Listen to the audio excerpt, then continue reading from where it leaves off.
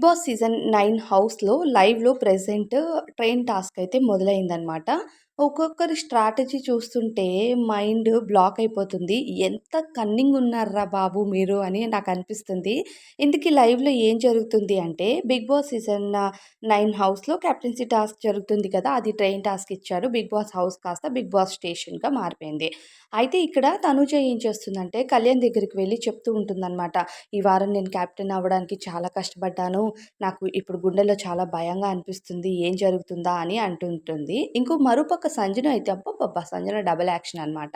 సంజనకి blue bogie ఇచ్చారు. Blue బోగీలో ఎవరెక్కుతారు, red బోగీలో ఎవరెక్కుతారు అని ఉంటే సంజన ఏమంటుందంటే ఇమాన్యుల్ దగ్గర చాలా క్లియర్‌గా చెప్తుంది.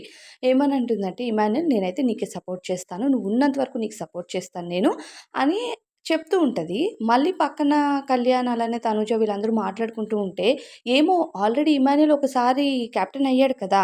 నా సిట్యుయేషన్ బట్టి నేను ఎవరికైనా సపోర్ట్ చేయొచ్చు. వచ్చి నా బోగి ఎక్కండి. అంటే ఇమాన్యుల్‌కి ఒక మాట చెప్తుంది. మళ్ళీ తనూజనేమో నువ్వొచ్చి నా బోగి ఎక్కు.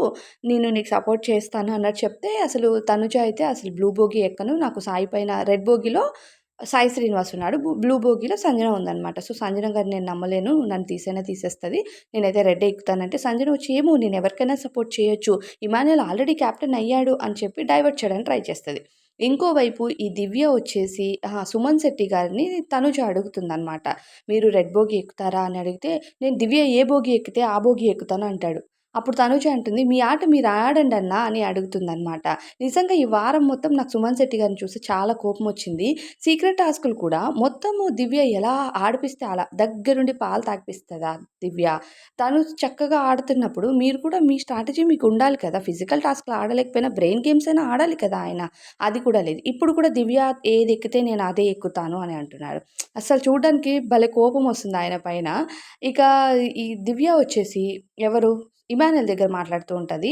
"ఇమాన్యుయల్ ఎవరడిగినా సరే సెకండ్ టైమ్ కెప్టెన్ అవ్వాలని నేను అనుకుంటున్నాను" అని చెప్పి అందరిని నువ్వు డైవర్ట్ చేయించు. నీ వైపు నువ్వెక్కడెక్కితే అందరూ అక్కడెక్కేటట్టుగా ప్లాన్ చేసుకో. తనుజ వెనక వెళ్ళకుండా అంటే ఇక్కడ కూడా గోతులేనంటే నీ వెనక నేనెక్కుతాను. నా వెనక ఎలాగ సుమన్ శెట్టి గారెక్కుతారు. సో, మిగతా వాళ్ళని కూడా నీ వైపే తిప్పుకోవాలా కంటెస్టెంట్స్ అందరిని కూడా అన్నట్టుగా ఇమాన్యుయల్ బ్రెయిన్ వాష్ చేస్తుందనమాట. ఎవరు? ఈ దివ్య. అంటే తనూజకి ఎటువంటి సపోర్ట్ ఎవరి నుండి రావద్దు అని ఫుల్ కన్నింగ్. ఇటు సంజన, అటు సుమన్ శెట్టి గారు మొన్న చెప్పారు. నేను క్లియర్‌గా నీకు సపోర్ట్ చేస్తానమ్మా అని చెప్పి.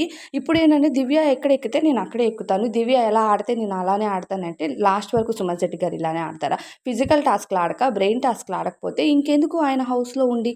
ఆయన అసలు ఎలా ఆయన టాప్ 5కి వెళ్తాడు? అసలు నాకైతే చాలా కోపమొస్తుంది. వీళ్ళు ఒక్కొక్కరు స్ట్రాటజీస్ చూస్తే మైండ్ బ్లాక్ అయిపోతుంది.